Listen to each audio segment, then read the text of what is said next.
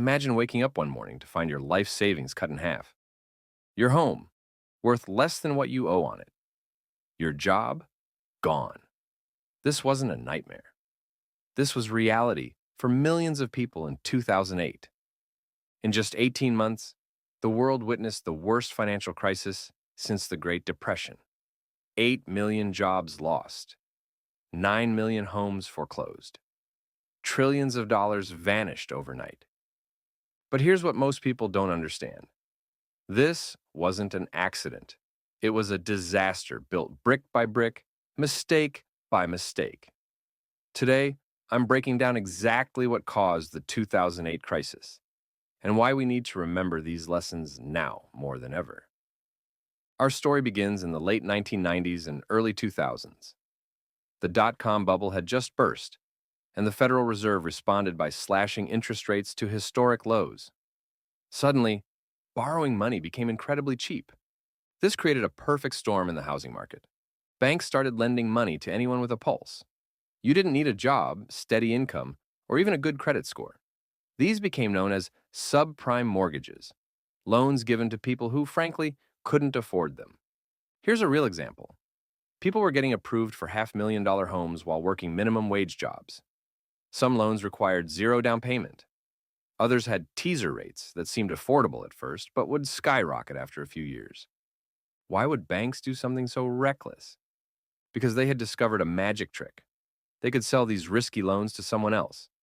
Banks would bundle thousands of mortgages together, package them as complex financial products called mortgage-backed securities, and sell them to investors worldwide.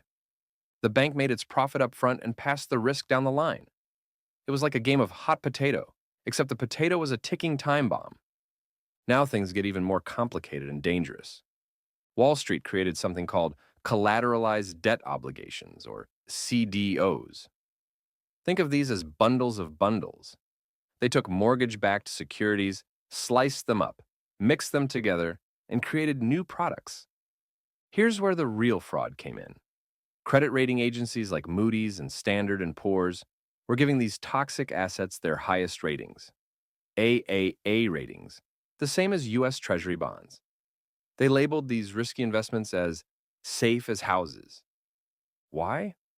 Because the banks creating these products were paying the rating agencies to rate them. It's like asking a restaurant to grade its own health inspection. Pension funds, retirement accounts, and investors around the globe bought these products thinking they were safe investments. They had no idea they were buying packages of loans given to people who couldn't make payments. Meanwhile, some of the smartest people on Wall Street saw what was coming. They started betting against the housing market using instruments called credit default swaps, essentially insurance policies that would pay out when these mortgages failed. Companies like AIG sold billions of dollars worth of these insurance policies, never thinking they'd actually have to pay out. They collected premiums like free money. The house of cards was complete, and it was massive, stretching across the entire global financial system. By 2006, cracks started appearing. Housing prices, which had been climbing for years, started to flatten and then drop. Suddenly, people who bought homes they couldn't afford faced a harsh reality. Their teaser rate mortgages reset to much higher payments. Their homes were worth less than their loans. They couldn't refinance, they couldn't sell. Foreclosures began slowly, then turned into an avalanche. As people defaulted on their mortgages, those mortgage-backed securities started failing. The CDOs built on top of them collapsed. And everyone who had bet these were safe investments started losing money. Fast. March 2008, Bear Stearns, one of the largest investment banks, collapsed and was sold for pennies on the dollar. September 2008. This is when everything accelerated into free fall. Lehman Brothers, a 158-year-old investment bank, filed for bankruptcy, the largest bankruptcy in U.S. history. Within days, the credit markets froze. Banks stopped lending to each other because nobody knew who was holding toxic assets. AIG, that insurance giant that sold all those credit default swaps, it needed an $85 billion government bailout to survive. The stock market crashed. The Dow Jones lost over 50% of its value from peak to bottom. Retirement accounts evaporated. Credit card limits were slashed. Companies couldn't get loans to make payroll. The global financial system was on the brink of complete collapse. ATMs nearly stopped working. We were days away from a complete meltdown of the modern economy. Governments around the world took unprecedented action. The U.S. government stepped in with the Troubled Asset Relief Program, TARP, a $700 billion bailout of the financial system. The Federal Reserve dropped interest rates to near zero and pumped trillions into the economy. Major banks like Citigroup and Bank of America received massive taxpayer-funded bailouts. The auto industry got rescued. Central banks coordinated globally to prevent total economic collapse. But for ordinary people, the damage was catastrophic. 8 million Americans lost their jobs. Unemployment hit 10%. 9 million families lost their homes to foreclosure. Household wealth dropped by nearly $20 trillion. An entire generation saw their economic prospects damaged. Meanwhile, very few Wall Street executives faced consequences. Some banks paid fines, but most were small compared to the profits they'd made. Almost nobody went to jail for the fraud and recklessness that caused the crisis. This created a toxic legacy. Too big to fail became official policy. The message was clear.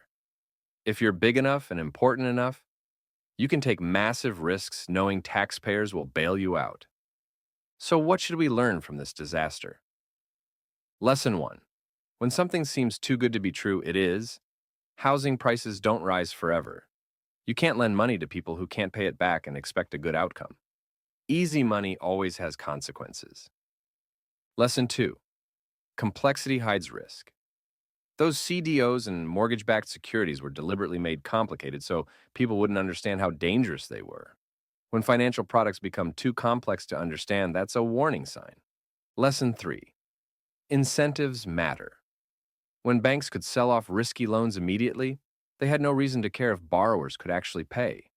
When rating agencies got paid by the companies they rated, they had no reason to be honest.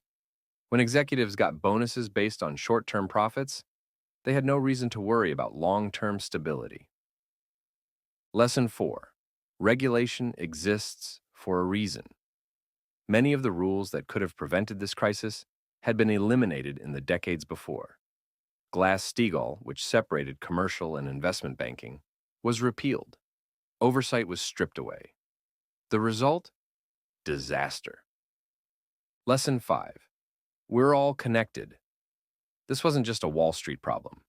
When the financial system collapsed, it destroyed jobs, homes, and lives across the entire world. The teacher in Ohio, the factory worker in Michigan, the small business owner in California, they all paid the price for Wall Street's mistakes. Today, we've seen echoes of 2008, cryptocurrency crashes, bank failures, easy credit conditions, sky-high asset prices in some markets. The question isn't if another crisis will happen. The question is when, and whether we've actually learned anything. The 2008 financial crisis wasn't caused by one factor. It was caused by greed, fraud, terrible incentives, weak regulation, and the dangerous belief that prices only go up. Those same forces exist today. Understanding what happened in 2008 isn't just about history. It's about recognizing the warning signs before the next disaster strikes. It's about demanding accountability. It's about not letting it happen again. Because the people who caused the crisis got bonuses, but ordinary families lost everything. We can't afford to forget. If you found this valuable, share it with someone who needs to understand what really happened. Because the more people who understand how the system works, the harder it becomes to repeat these mistakes.